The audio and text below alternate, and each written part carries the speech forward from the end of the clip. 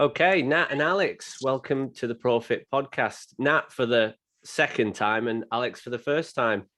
How are you doing? I'm very good, thanks. How are you? Yeah, good, mate. Good. How are you, Nat? I'm good. Thanks for having me and returning guest as well. I'm honoured. Yeah, and I think it's a good few years since you've been on. And we've done a couple of these recently, like returning people. And it's really interesting to see what people are up to now and how far everybody's come. So I think today will be a very different episode from the very first one you did. So I wanted to start today because we've got some talking points to chat around. But let's start with, for those people who are listening who don't know who you are, a little bit of background, but then going into one of the main reasons I got you on today was to talk about Off Scratch, which is your new project. And I think there's lots of lessons in there for some of our audience who are mainly PTs building their business up to start to learn from. So Nat, you go first. Give us a little bit of background and then we'll go through Alex and then we'll go through what brought you two together. Right. Okay. So I'll try and keep it brief. So long story short, I was a professional golfer, not a very good one, or I wouldn't probably be sat talking to you now. And off the back of sort of stopping playing golf, I decided to become a PT, where I met you, Paul. We worked for the same PT company, so worked there for probably, I think about 6 years, just building a business as a self-employed PT. But I always had the intention to go into golf fitness, which at the time I was starting my career was becoming a bit more of a thing. It wasn't really a thing when I played golf, but it was getting traction, and I think that's the avenue I knew I wanted to go down. So over that time, I did various qualifications that were taking me in that direction, and sort of step by step gained more and more golf clients. And that business just grew on a one-to-one basis, and then transitioned into some online training as well. So both of those two elements I still do now for my current business. And across that time frame, I met Alex. We had a mutual client. So Alex was teaching this client, obviously, golf lessons, and I was training him.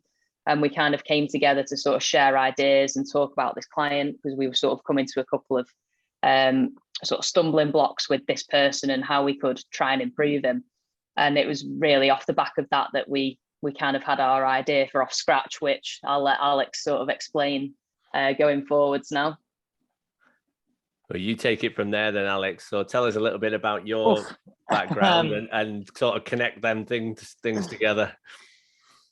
I guess it's pretty similar to that, really. Like, I wanted to, as a young kid, wanted to play on tour, play in the Masters, be as good as Tiger Woods, like every young golfer.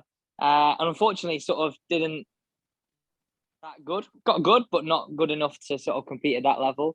And then sort of in the midst of trying to play, I carried on tour for like 3 to 5 years for a golfer called Tom Murray. Which is great, brilliant. Like, exposed me to like elite level coaching. It exposed me to elite level players, and sort of opened my eyes to how actually simple it should be. And how, like, in the past, my coaching was sort of very complicated that I got taught, and how actually, as you went up the pyramid, it sort of went the opposite way for most of the players. And so in the midst of all this, I decided to do my PGA, which is like, if you're doing your fitness qualifications, it's the same thing to become like a golf coach.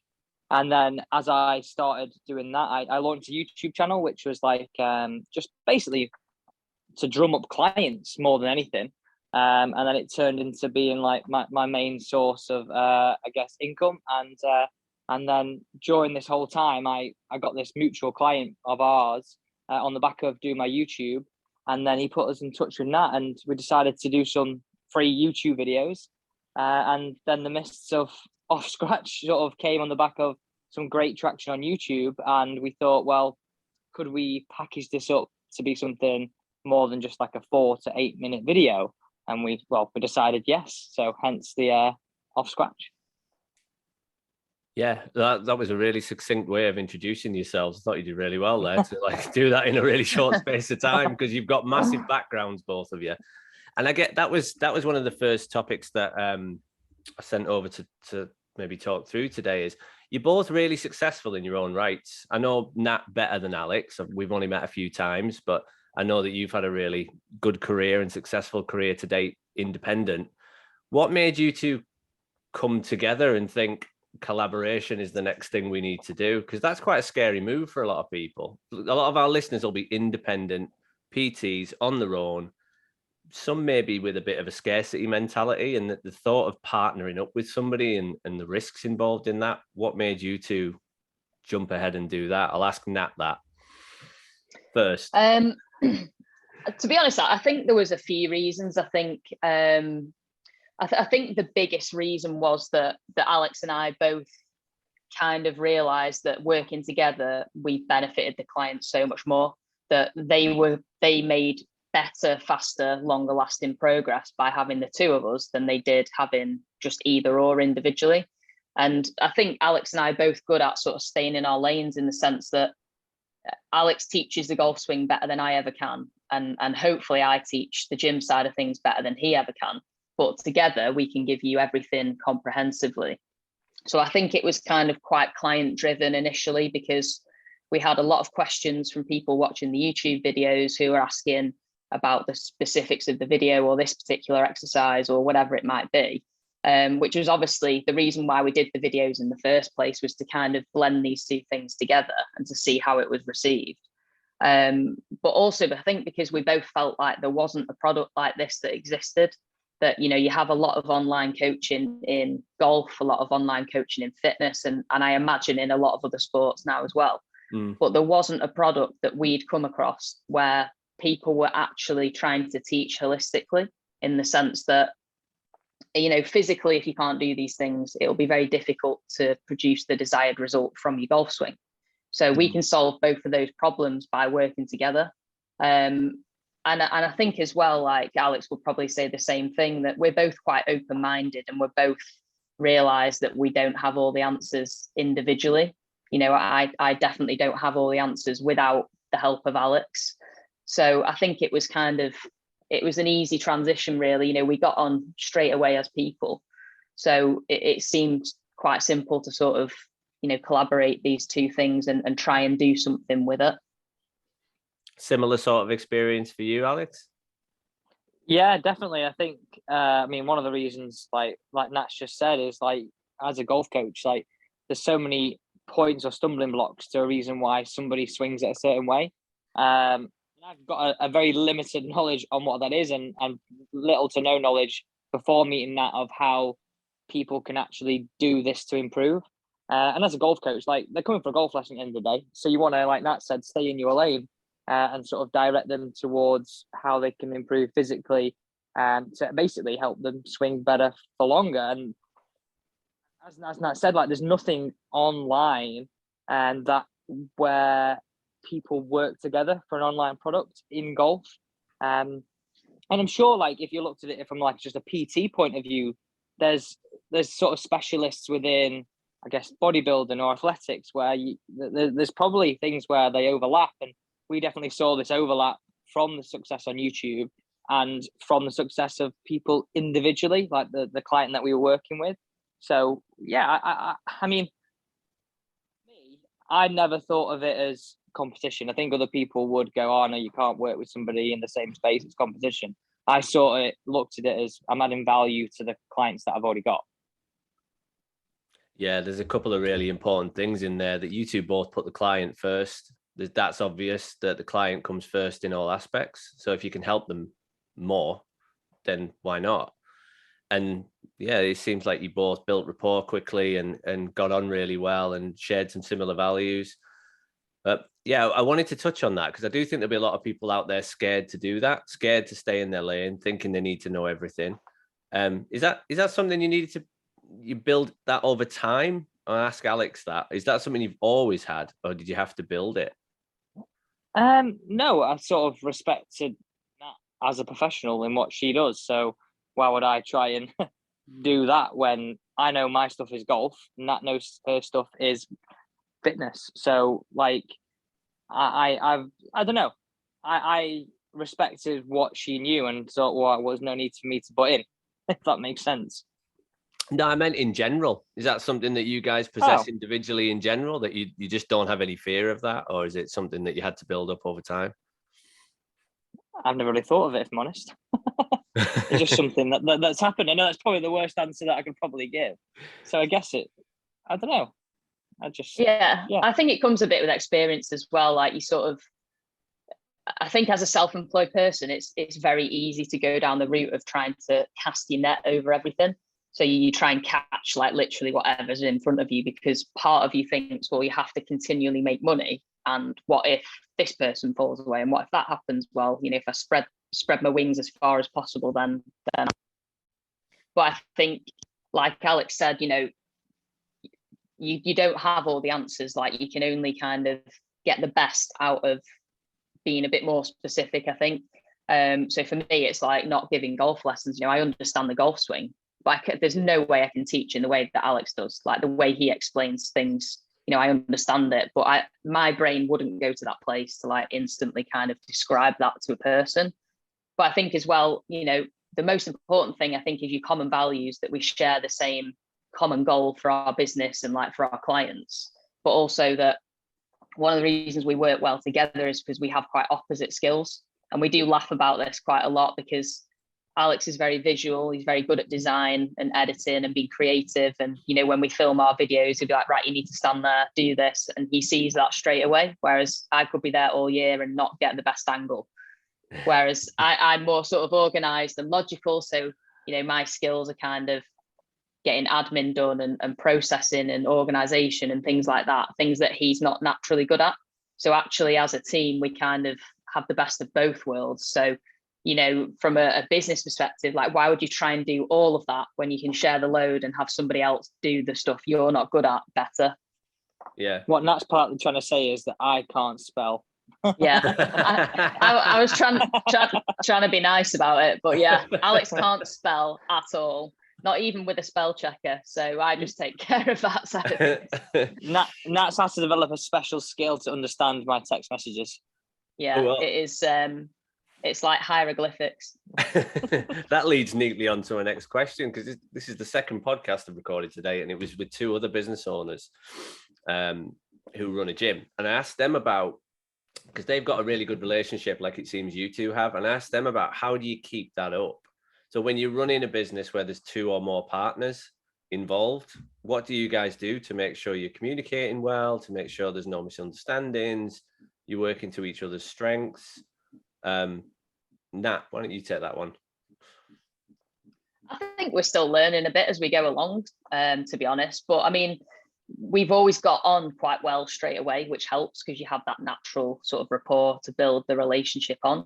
I think one of the things you do have to do is just be honest all the time. I think we ask questions and we share decisions all the time. So like, I won't do something without asking Alex what he thinks first, or vice versa.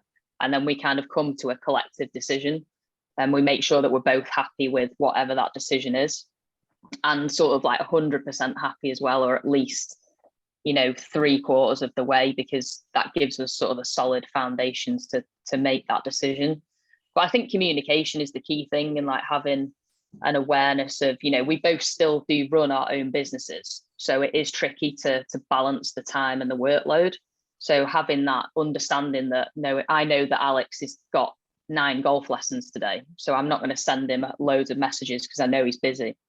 And vice versa, he will know that, you know, I might have gym sessions today or whatever it is. But it's just being aware of that and the preparation, that I'm sure we talk about this going forwards, that knowing what we need to do in advance, because at the minute we don't have the luxury of this being our only line of work. Hopefully one day that will be the case. But while we're still trying to balance our own businesses, which, you know, provide the majority of our income at this point in time, there is an element of that has to still happen. So it's being prepared, I think, and being aware of the other person's circumstances. Like Alex has just renovated a house, you know, that he spent a long time doing. So I'm aware of the fact that he has things to do for that, and I'm not going to get annoyed if he doesn't send me a photo within the next hour, because, you know, I know that he's busy.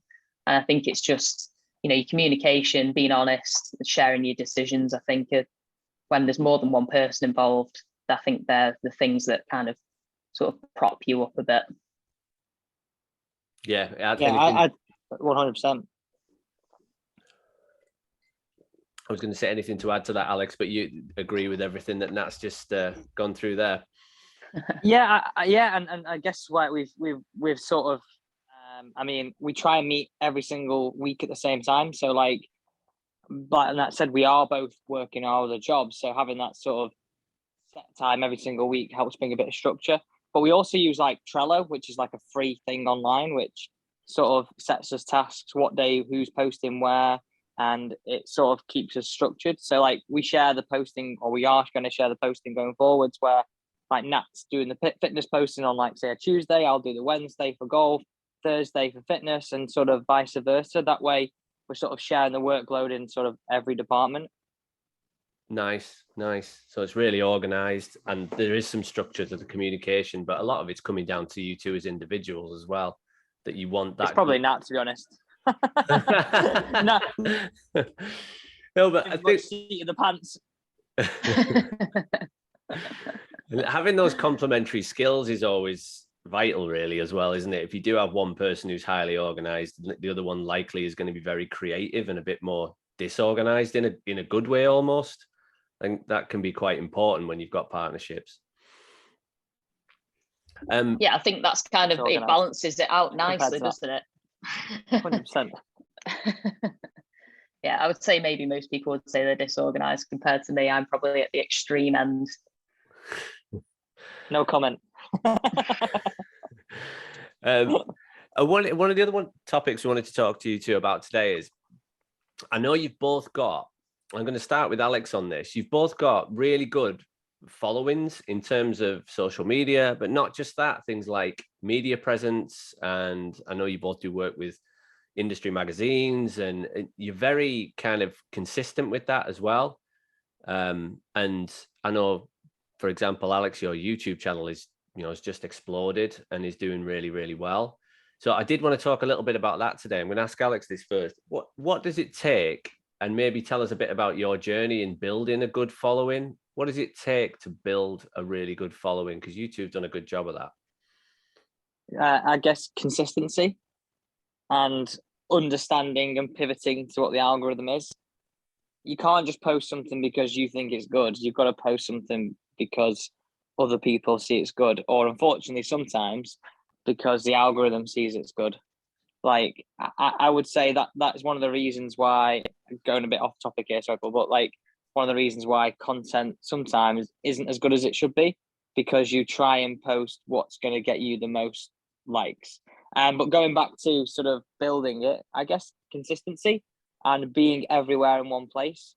I was taught a lesson. Like I remember when I first posted my first YouTube video, a golfer called Chris Hansen sent me a message saying, "Oh, good luck. It looks really good, your first video, blah, blah, blah." I'm sure just being kind at the time, because it's absolutely terrible looking back. But he said to me, like, if you don't continue posting, you're soon forgotten.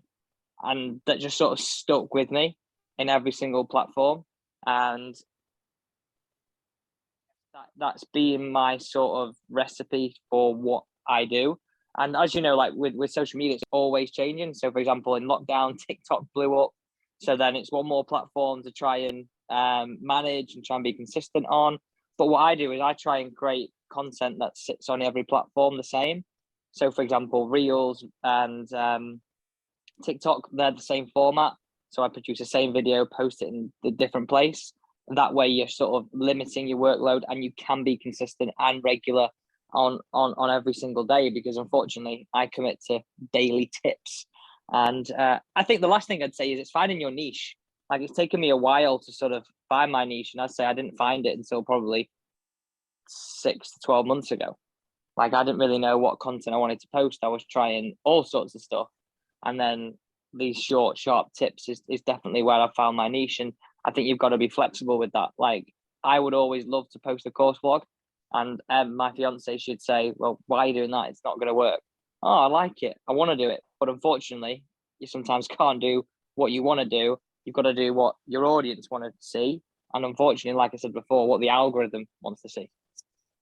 So you really have to understand what's going to get your eyeballs on those posts and what's going to get your audience to increase. Yeah, like I'd say the biggest thing on my time in terms of how I've grown is I constantly know what other people are posting. Like, I will research what other people are doing. So I know what Rick Shields posted. I know what Me and My Golf. I know what James Robinson. I know what Cross Heritage. I know what every single other person's posting and looking at all the time. And that allows me to be reactive. That allows me to see what's trending. That allows me to see what thumbnails are working. And it's not rocket science, but it feels like it sometimes, because you sort of can post a great video and not do very well, and then you post one, you think, oh my god, that's mediocre, and it blows up, and you're like, what? So yeah, I guess the biggest thing for me is like I spend a lot of time researching what's good, what my channel like, and that's the biggest thing apart from editing. The shooting of the video is the easy bit. Right, and I bet most people think it's the other way around, that the videos is everything. The video is everything. 100%. Like that's like, I'd say if you put it into percentages, it's probably 40% research, 40% how you edit it, and then 20% how you are on camera. Like, the actual quality of what you're saying, unfortunately, it doesn't mean that much unless you're getting the other bits right. And how, because you said you only just found your niche in the last 6 to 12 months. So how long have you been putting content out before that? 5 years. Right. So if someone had approached you 2.5 years ago and said, how is your daily content going? You probably would have said, not great. Yeah, not great. Like, sort of posting all sorts of different things, trying to see what works. I mean, I've tried all sorts. I've tried crazy challenges. And I think you've got to do that because you don't know what people want to see. Like, it's such a saturated market now. It's a saturated market 5 years ago, but crying out loud, everybody wants a YouTube channel. But I'd say people aren't willing to work. Like, people try it for 6 months, don't make any money, and think, they thought it was their golden ticket to earning £1 million. It's not. Like, it in the end you might, but it's a lot of hard work. Like, I'm, let's say, 5.5 years, 6 years into this journey, and like I say, in the last 6 to 12 months, I found my niche. And Paul asked me this question again in 5 years, I'll probably be saying something different. Because you've got to sort of pivot to what your audience want to see. Unfortunately, it's a fast-moving landscape, and nothing's structured in terms of what people want to see. And I guess that's my biggest attribute in terms of doing daily. I can be reactive, but also at the same time, it's the biggest thing that takes up my time in my life. Right. And so you're getting real-time feedback on it because you're doing it daily. So you can be reactive. Yes. You can change as you're moving along. It's a really real, honest opinion that on what is actually happening when you're doing social media marketing and when you're building a following. It's really good. Yeah, and I guess one thing that I find hard is as I find it, this sounds quite arrogant, but I find it easy to promote myself and my YouTube channel. But trying to promote a business, I find really hard. Like, for example, Off Scratch, like, I found it really hard to know how we get people over to our website, how we get people to every sort of place in order to, I guess, at the end of the day, make sales. I found that really hard. So it's something I'm learning. It's different promoting yourself to promoting a product or a business.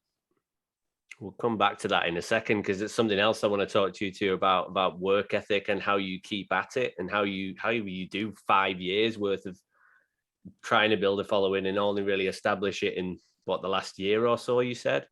That's like, how do you keep going through that? I want to come back to that. What about you, Nat? Because you're the same. You've got a really good media presence. You really kind of consistent, and I know your journey a bit more than Alex is, but how have you found that whole process? Well, I am not as good at this as Alex is, that is for sure. I have never gone to that level of detail that Alex has just spoken about. And I think when I started my business, that Instagram wasn't that massive. So for me, it was kind of like a secondary thing. Like, I got to the point where I'd built up, a solid one-to-one client base, and then I started using a bit of social media as well. Whereas now, I think if you ask a lot of people, they're probably doing that in reverse. They're like, right, I've started a business, right, I need an Instagram page, but you've got nothing to really talk about at that point in time because you haven't got any customers or any clients. So it's a bit of a vicious cycle. But for me, one thing I would reiterate is consistency as well. So when I started, if I look back on some of my earlier posts, God, they were horrific. Like, everything about it was just awful. But, you learn that how to improve things as you go along. But I did always post on a regular basis, whether it was just a case of a photo of a client doing an exercise or a quick video of something, or me playing golf or a golf swing or whatever. There was always just something on there at least 6 out of 7 days a week. And that, you know, the audience just gradually increased and grew very slowly, certainly for the first probably 4 or 5 years, I want to say. And it's only really in the last couple of years that that's, you know, grown much faster and you know, bigger as well, I suppose. And obviously off the back of that, having other opportunities to work with magazines and brands and have, you know, different projects like that as well. But I think you have to use it, you know. It's difficult this sometimes, because just coming at it from like a PT perspective or an exercise perspective, I think as a personal trainer or an S&C coach, a lot of the time with social media, you get torn into two minds, because if you were with a client one-to-one, how you would explain and talk to them would be much more detailed, much more specific. You're with that person in the room, you can demonstrate that, you know, you can really get your message across. On social media, you don't have that luxury, because 5 seconds after opening your mouth, if that video isn't, wow, my God, what on earth is this? Like, it's mind blowing and shocking, that people will just turn off. So like Alex has mentioned, you've kind of got to use these like subjective titles to kind of lure people in and give them what they want to see. But as an S&C coach, scientifically, that might not be actually accurate a lot of the time. And that is one thing I feel like I've struggled with, is getting the balance of having correct information that looks sexy, because the two things don't always marry up. You know, if you were in a session and what I think you need to do is this really boring ankle drill, which has virtually no movement to it, you know, how can I glorify that on social media? Because it's actually very, very difficult. So then, you know, what I've learned off Alex and you know, some of the things we do with Off Scratch now is probably what you'd have to put on your title is the best ankle drill you'll ever do in your life, which will fix your golf swing. Now, that might not actually be accurate for a lot of, you know, for some people it could well be, but for most people it might not be. But if you don't see that title, are you ever going to watch that video? Probably not. You know, if I put the true title on, the dullest, boring mobility drill you'll ever do in your life, but very effective and scientifically accurate, you're probably not going to watch that video either. No, I don't think I'd watch that one. So that's the one thing I've sort of battled with over time is trying to get, you know, correct information, because you don't want to be someone who's stood there lying just so people will view your page and watch your videos, but also making it sort of seductive enough that people will watch it in the first place. And I think that that's a constant balance, you know, and sometimes that's only, you know, things that you figure out as you go along, or that the customer might see once they buy a product, because like Off Scratch videos, for example, they see a short snippet of an Instagram reel or a YouTube video or a free trial. It's only really when you get in the nuts and bolts of the full thing do you realize how good the information is and the quality of it. Well, that's just something we have to learn, you know, from a marketing perspective. And I think anyone who's got a sort of self-employed business, you know, PT business, will see that, because it's very easy to watch something and go, oh, look at the state of the technique in that exercise. You know, everyone does it. We've all seen someone squat and be like, what on earth is that? But actually, if you're not in the room, you don't really know what's going on. You know, that person could have made huge progress just to get their squat looking like that shabby piece of technique you think it is. Yeah. But on the flip side of things, it could be that person not coaching them well. So you don't know. But, you know, it's very easy to make those judgments. And I think finding that balance of correct information versus making it look good is actually quite difficult. Yeah, even the percentage that Alex gave before, those percentages of what matters when you're putting the content out, I think a lot of people would have that backwards and would be looking for the correct content and, you know, putting out correct information without making it look good, or without editing it, or without trying to think about what most people are going to look for. So yeah, I think that'll help a lot of people get their heads around that. And like for the two of you, I'll throw this back to Alex. What made you keep going? What made you keep putting out content daily, or however often you do it, and just determined to get more out there? What made you keep going with it? I guess the more views you get, the more money you earn, I guess. So for me, it was like, the bigger I can build this, the better the better I can make this my sort of full-time job. And the thing that excites me about like YouTube and that space is if I can put everything into it, you make money when you sleep. Whereas a golf coach and a PT, you are the money. You have to be there, and you're basically trading your time and your experience to help someone, whatever that's get fitter or it's break 90, whatever that is. Whereas in that YouTube space, if you can captivate an audience of 500,000 people, then there's always going to be a percentage that are going to be watching around the world at some point. So whilst you're sleeping, you can make money. And I sort of realized early doors that it wasn't going to be something quick. I realized it wasn't going to be something that was going to grow overnight. It was going to be something that even not in 5-6 years, maybe it's something in 10 years. But because it was something I was passionate about and wanted to do and excited me, I didn't see it as work, and I still don't see it as work. I'm sure there's still days where I'm like, God, I've got to edit a video, and there is. But at the end of the day, like, I'm very lucky to be able to call that work, and I sort of remind myself that pretty much daily. Staying with that then, Alex, because that's something I had down to talk about, was you two have got off scratch now that you're growing, but you just described the same thing there, that you must have had a regular business, your one-to-one coaching business, or your regular coaching business that was paying the bills while you were growing a YouTube channel. How do you, because I think a lot of people struggle with this, having a main income, a main job, and trying to build another project on the side and keeping those plates spinning. How do you find that? Because you seem to do it pretty consistently.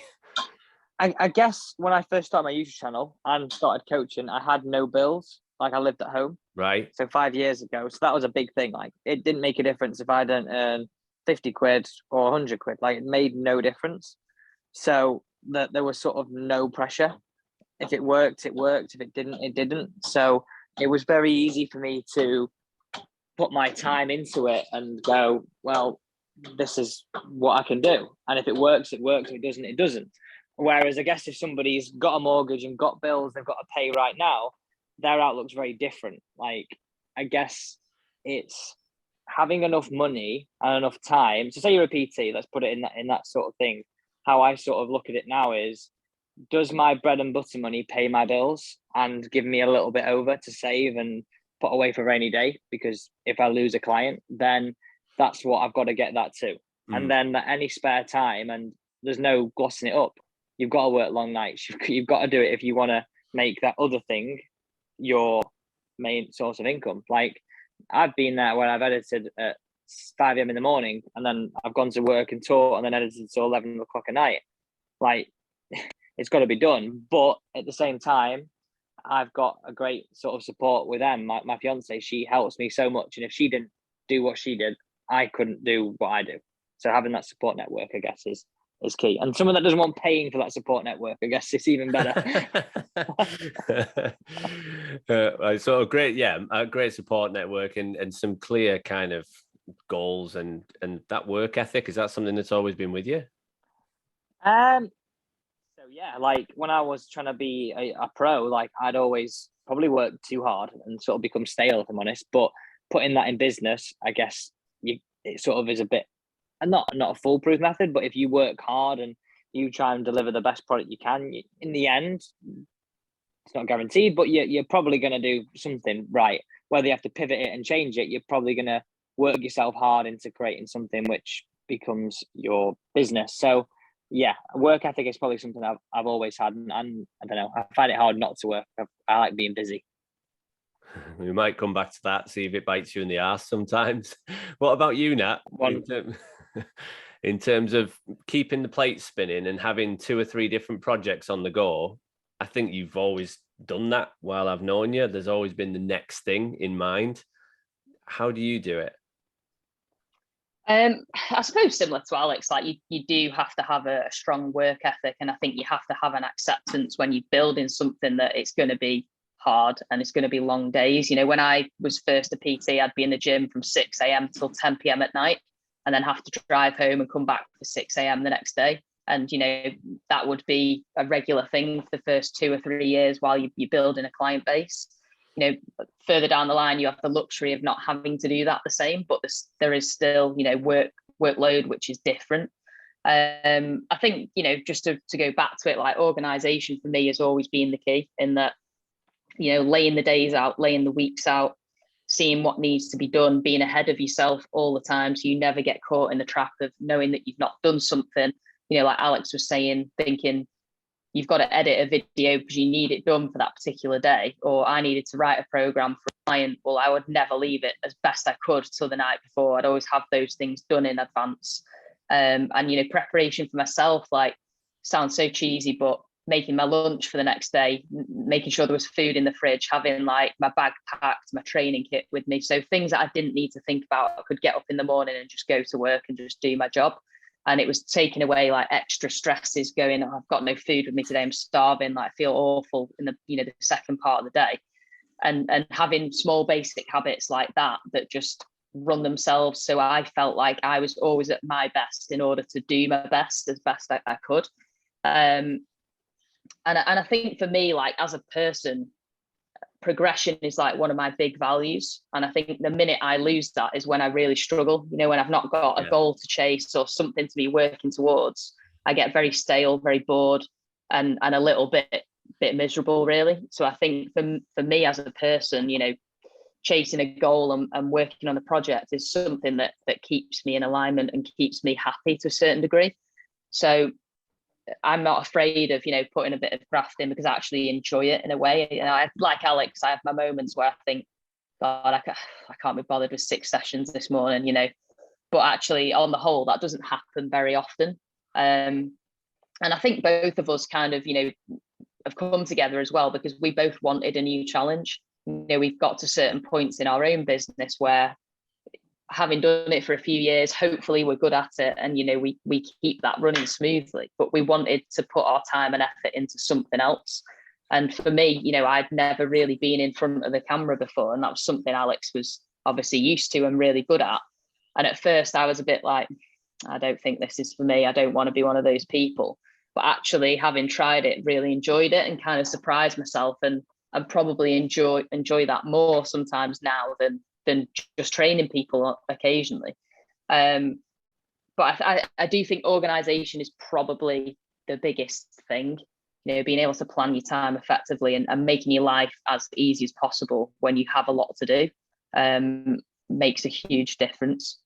Yeah, taking away some of those day-to-day stresses and being able to be at your best, I think is a really useful piece of advice. Staying with you, Nat, and then I'm going to ask Alex this as well in a second, because you two, Nat, I've always known you as a ridiculously hard worker, and Alex, I believe you're the same. How do you switch off for someone who's a bit like you guys, who might be trying to run 2 or 3 projects, who's like, I just can't turn it off. I can't switch my brain off. I feel burnt out sometimes. What do you two do for that? Starting with Nat. So this is something I'm historically not very good at, as you'll know, Paul.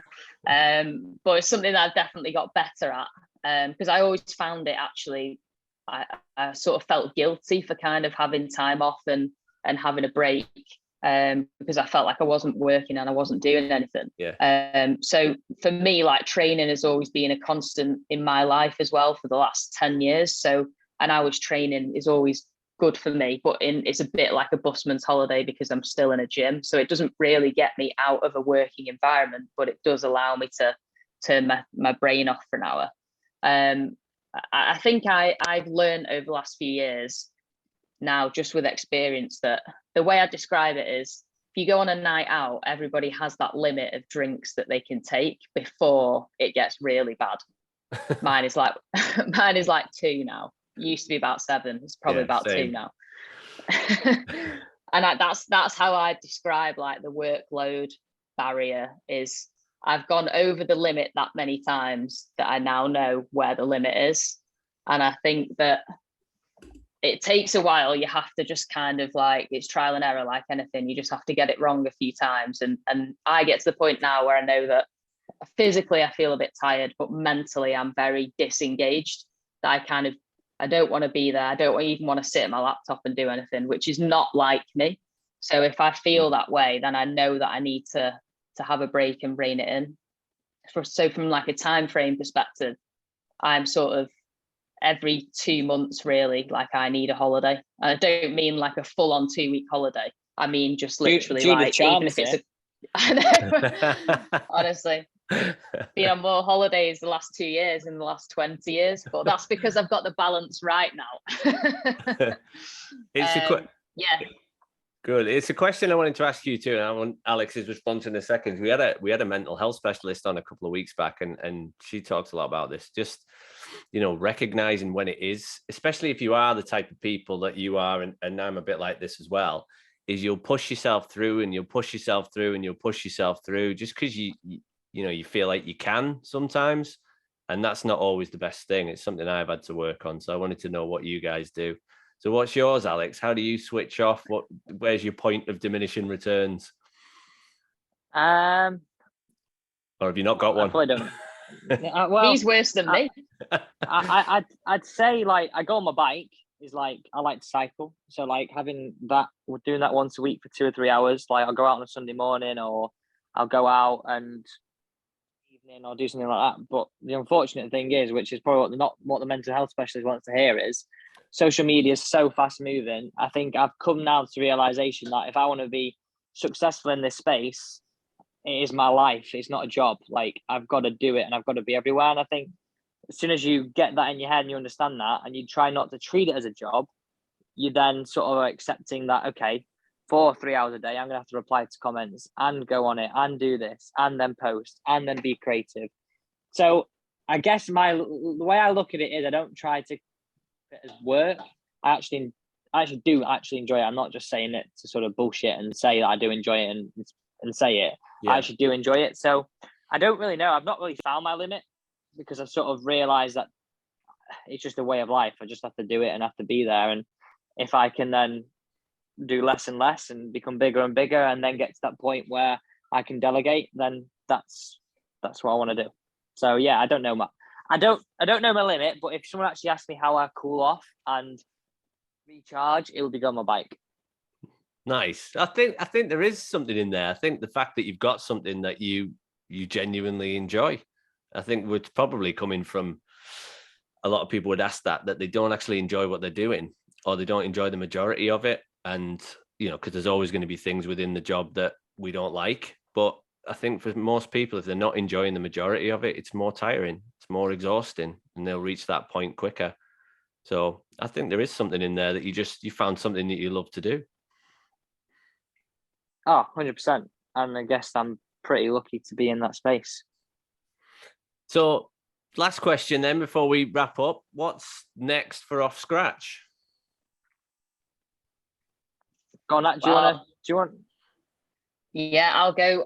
So we're just about to launch our next plan, which is called Eliminate Early Extension, all the E's, which will be out in the next couple of weeks. So that's our 4th plan that we've created.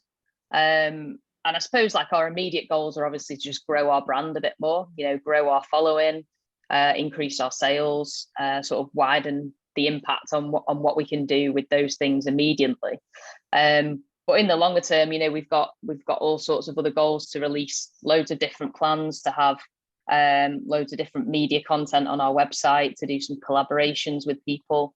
And I think just to make it a bit of a one-stop shop of place to go for golf improvement, whether that be your fitness or your instruction, or your mental game or nutrition, and having stories and sort of other information from other professionals, like actual professional golfers or people within the golf space, other amateur golfers, and like sharing their experiences and just having a general hub for golfers to come to and improve their game and make connections and make friends. Because I think there are things that when we were growing up as golfers, we're missing. Everything was very separate. And, if you wanted a lesson, you went to this person. If you needed a physio, you went to this person. And it was just all these different avenues. No one ever spoke to each other. There was never any communication, and no one knew what was going on.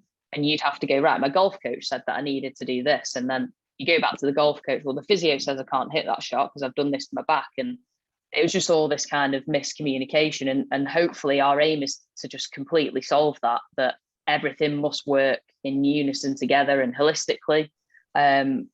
But I suppose to keep it short, yeah, our first step is to get the new plan out there, and just, you know, widen our impact and grow our brand, really. Awesome. And to take over me and my golf.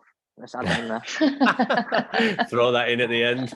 Right, Well, but no, Savage. they are amazing. Like, and that's in the nicest possible way. If I was them, I'd say that's a compliment. Like, we want to be their competition. 100%. We want to be their competition. They absolutely nail it, and they do everything really well. So we're trying to pitch ourselves to that point, whether that's in a year's time, 3 years' time, 5 years' time. That's sort of what we're aspiring to sort of become better than and bigger than. Awesome. And I'll be watching the brand closely, and I know you're already starting to get some really positive feedback from people who are buying the program so far. So and you two, knowing how hard you work, I'm sure you will make it a massive success. So last thing, just Alex, tell people where they can find you and what platforms they can find you on. So it's Alex Elliott Golf, and don't forget to follow Off Scratch as well. Alex Elliott Golf on YouTube, Instagram, TikTok, Twitter, everywhere. So yeah, on all platforms, and on Off Scratch, people can visit www.offscratchgolf.co.uk and .com. Sorry, .com isn't it? That is me giving it. Yeah, .com. And we're also on Instagram at Off Scratch Golf as well. So we put out some snippets every single day on there. And Nat, any extras for you? No, I'm the same. So offscratchgolf.com. And then if you want to follow my golf page, it's pro_fit golf and pro-fit golf conditioning.co.uk. I think it might even be .com. I actually don't know. It's one of the other. One will work. Yeah. Right. Thanks for today, guys. I think there were some really good insights in there for, like I said, our audience is mainly business owners in their first 2 or 3 years. A lot of them will be on a path towards, you know, more things in the future. I think it's important for them to hear what that looks like and feels like, and what lessons they can pick up from people like you. So thank you very much for today. No, thanks for having us. All right. Okay. Bye for now, everyone.